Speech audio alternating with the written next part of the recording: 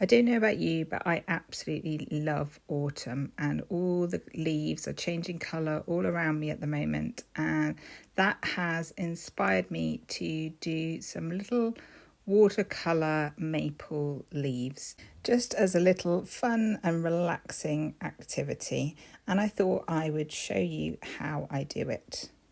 I'm using a round brush here. I think it's number 12 with a nice point on it. So the brush shape is really doing a lot of the work for you because it will essentially print a simple leaf shape like we can see here.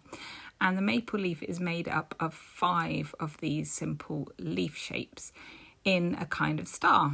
So I've done the central one, as you can see.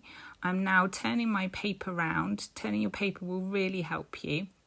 And then I'm doing one off to the side, pointing slightly upwards, but off to the left side and off to the right side.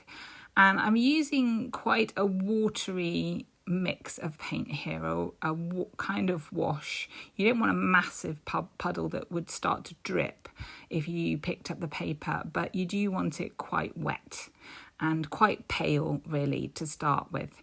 So you're just marking out the basic shape. And then the last 2 leaves pointing downwards, as you can see, are smaller than the 3 big leaves at the top. And then you can add a little stem if you want to. So here we go again. I just wet my brush again, making sure it's nice and wet, just with a pale wash. I'm using yellow, but you can choose any colour you like as your base colour. You could use green or a red even, and you'll see I do different options. So the 3 big leaves at the top, and then the 2 smaller leaves pointing down at the bottom. And then just using the tip of your brush, you can do a little stem as well. Once you have got your basic shape down in a light wash, then the fun really starts. You can start to drop in different colours into your leaf shape. And this is how you can make every leaf a little individual work of art. Because we're working wet in wet here, it's actually quite unpredictable what the colour is going to do. So when you drop in some quite intense colour, it's going to spread out like it just did there.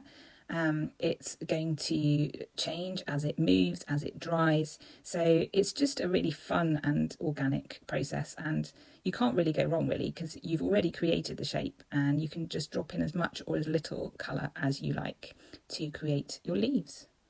Here I'm going in with some green here. I used a cadmium yellow, cadmium orange and a cadmium red, and I can't say it, alizarin crimson, is that right? And a burnt sienna.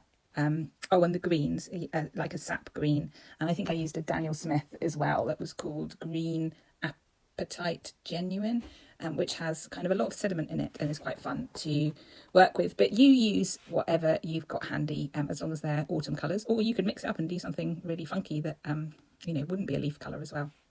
So as you can see, I just keep kind of working back and forth on the different leaves, seeing how the colours spread out, adding in a bit more colour when needed. You can also add in just little tiny drops of water as well, that makes interesting marks as it spreads out as things begin to dry. So I'm going to speed this up now. At the end, I add a few little splatters. I think I'm a bit heavy-handed, but that's another way of adding a little bit of texture to your leaves as well, to splatter some paint at the end. So I hope you enjoy this fun little exercise. You can cut these out and use them as focal points, or you can do them over the top of other mixed media like I showed you at the beginning. But yeah, enjoy.